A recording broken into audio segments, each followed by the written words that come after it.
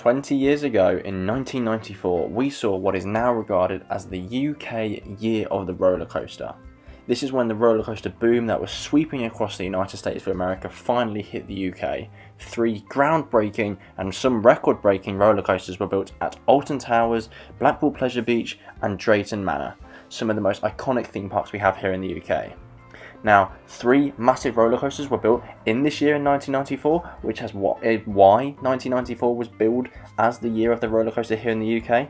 And I have a feeling 2024, 3 decades on, 30 years later, we are finally going to be seeing the year of the roller coaster round 2 here in the UK. I think 2024 could be just as important, if not better, in terms of the actual ride quality, and more iconic a year in the UK theme park industry, with 3 or 4 brand new roller coasters opening here in the UK, going to inspire one of the best years in the UK theme park industry in recent memory.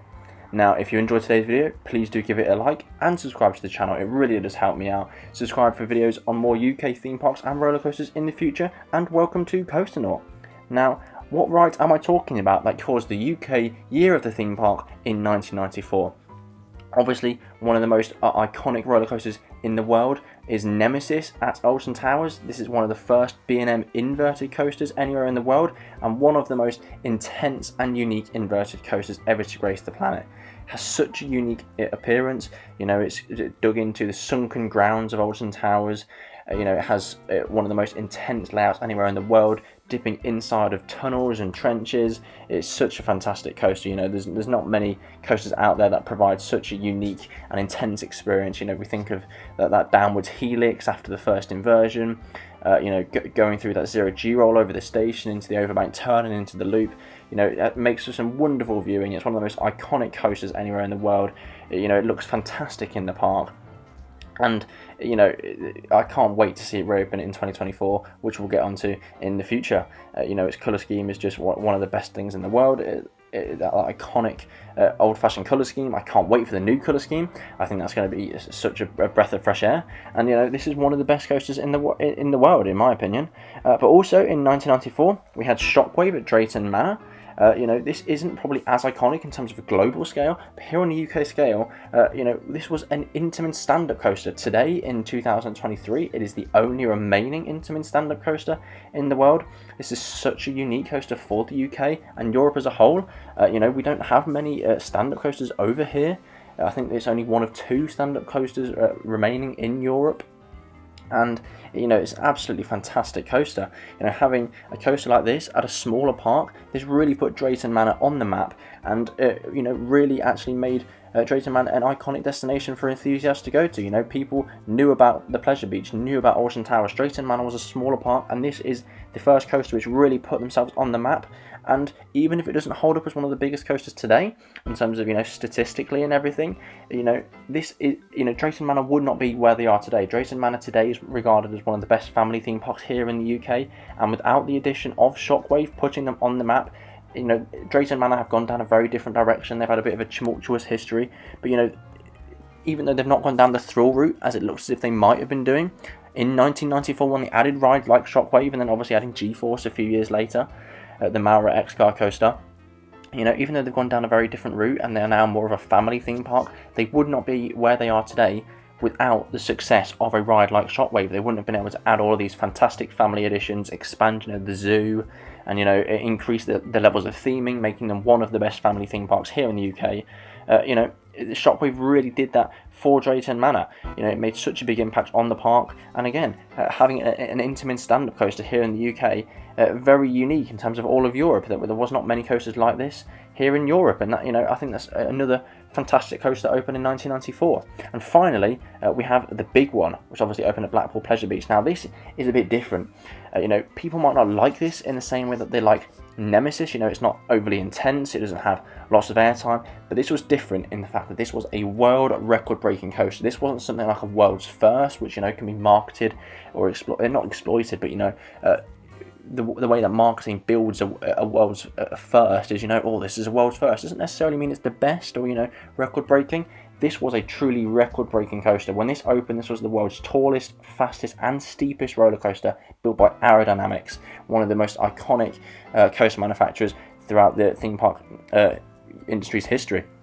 And you know, this isn't just an iconic ride for Blackpool Pleasure Beach or for the UK theme park industry. This actually puts Blackpool as a whole on the map. You know, Blackpool skyline, whenever you think of the Blackpool skyline, you think of the big one. Whenever you think of Blackpool, the town as itself, you think of the big one. Whenever you ask someone from the general public that isn't a coaster enthusiast in the UK to think of a coaster, there is a very high chance they tell you the big one up at Blackpool Pleasure Beach.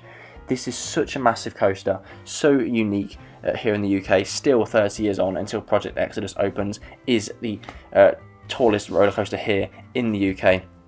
And it is a truly fantastic ride. You know, that first drop I still think is the best first drop here in the UK. And these three coasters, the big one, Shockwave and Nemesis, caused the UK year of the roller coaster in 1994.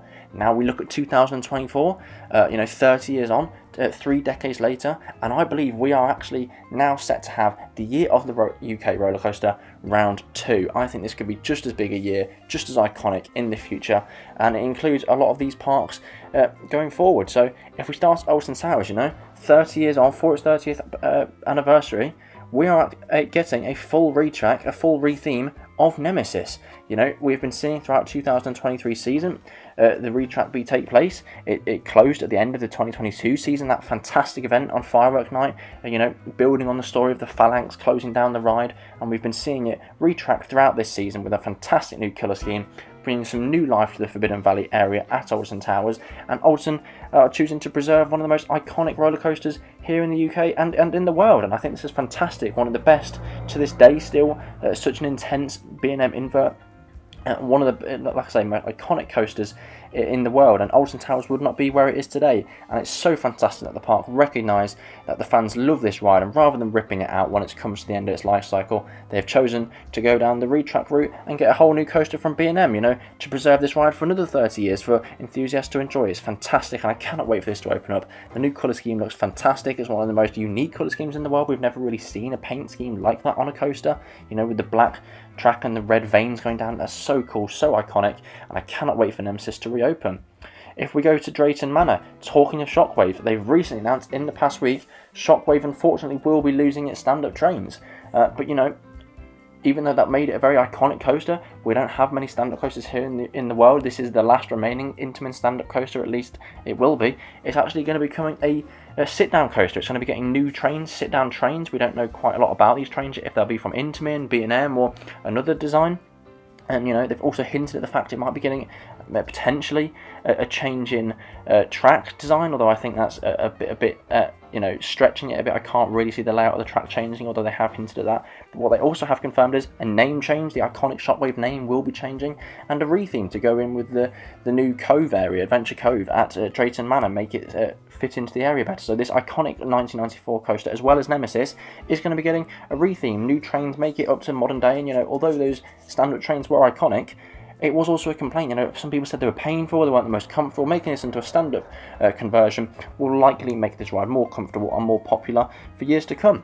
Staying at Drayton Manor, like I say, they've gone down the more family thrill market in recent years, and in 2024 they're going to be getting a new family thrill coaster, which the park's marketing team are doing a great job of hyping up. We've recently announced this is going to be from Intamin, so the park has a fantastic relationship with Intamin. It's great to see another Intamin coaster come to the UK, one of the best manufacturers in the world right now. And very recently again, they've announced that this is going to have some sort of weird function. We've not really heard too much about it yet. They haven't revealed the exact details of this, but they've said that every ride is going to be unique. Are we going to be seeing something like a forwards and backwards launch option, which is voted for by the riders, similar to Fiore at Bobbejaanland Land in Belgium? We don't know too much about this yet. We know it's going to have a lift hill and a launch, but how is every cycle going to be unique? Are we going to see this ride potentially go backwards through the layout sometimes, forwards through the layout sometimes? That would be really cool. And especially if that is like a voting system, done by the riders in the same way that Fiore is done. I think that would be a really cool coaster here in the UK, one of the best family coasters here in the UK. And again, it's putting Drayton Manor on the map as one of the best family theme parks here in the UK. 2 fantastic coaster additions coming to that park in 2024. And I think most importantly now, and what is sort of the big one of 2024, for the pun, we have Project Exodus. We don't know an official name of this coaster yet, coming to Thorpe Park, but this is going to be the UK's new tallest, fastest, steepest, breaking all of the records that the big one took in 1994, coming to Thorpe Park in 2024. We know this is going to be a Mack Rides hypercoaster, standing at 236 feet. It's going to have an amazing top speed, way over 80 miles per hour. And the elements on this ride look absolutely insane. This is going to have a twisted beyond vertical first drop. You know, there's a massive outer bank dive element, which we've never really seen on coasters before. I think some of the air time on this coaster is going to be some of the craziest, strongest ejector air time on any coaster in the world. I think this truly gives the UK that elite coaster that we've been needing for so long. We have some fantastic coasters like Nemesis, like Icon, but you know, we don't really have a standout top 10 worthy elite coaster that, you know, you find at so many parks across the US, across Asia, other parks in Europe, and this is going to give the UK that airtime filled, inversion filled, truly elite coaster that we've been craving for so long, and is finally taking away all those records from the big one that have been standing for 30 years. So again, then we have 3 brand new coasters with Project Exodus, the new family thrill coaster coming to Drayton Manor. Legoland Windsor is opening, a new duelling family shuttle coaster. These boomerang coasters will do fantastic good for the park of Legoland. You know, we've seen the other Legoland parks across the world start to expand and build new coasters, and it's fantastic to see Windsor getting some of that coaster action. Dueling family shuttle coasters, that should be fantastic. I think they're from Zera. It doesn't look as if they're going to come from Vekoma, but that's, you know, an interesting new addition. Project Exodus will be fantastic. The family thrill coaster at Drayton. The Nemesis retrack, and the Shockwave sit-down conversion. I really do think this is going to be a fantastic year for the UK theme park industry in 2024. 4 or 5 there, really interesting coaster additions or conversions. I think this is going to be up there with 1994 as one of the most iconic and best years for UK roller coasters and the UK theme park industry as a whole. But please do let me know your thoughts on this topic. Do you think this is going to be one of the best years for UK coasters, or are you not as excited about some of the additions we're getting next year? What are your thoughts comparing 1994 to 2024? 30 years on, is this going to be just as iconic, just as important for the UK coaster industry as that original year of the roller coaster? I'd love to hear your thoughts and feedback down below. If you did enjoy today's video, please do give it a like, it massively helps me out. Subscribe to the channel for more, and thank you very much for watching.